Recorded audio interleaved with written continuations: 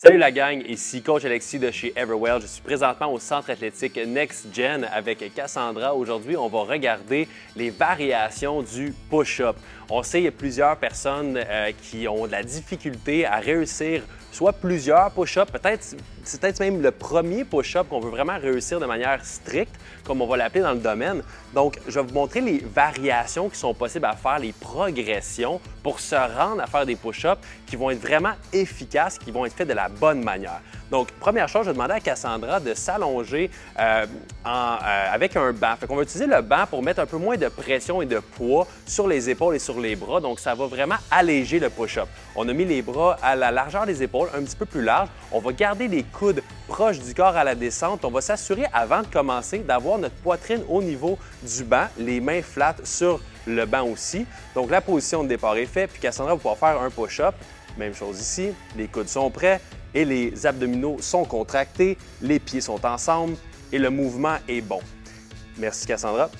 Si tu as de la difficulté quand même avec un banc, on peut y aller jusqu'à incliner davantage le push-up, donc même jusqu'à aller sur un mur.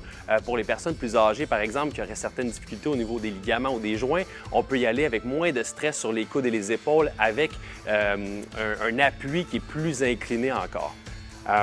L'autre manière de faire au niveau du push-up, ensuite, si on veut vraiment travailler la contraction et le positionnement du push-up avec les genoux, c'est possible de le faire. Cassandra, tu vas pouvoir te mettre en position de planche, comme si on allait s'apprêter à faire un push-up.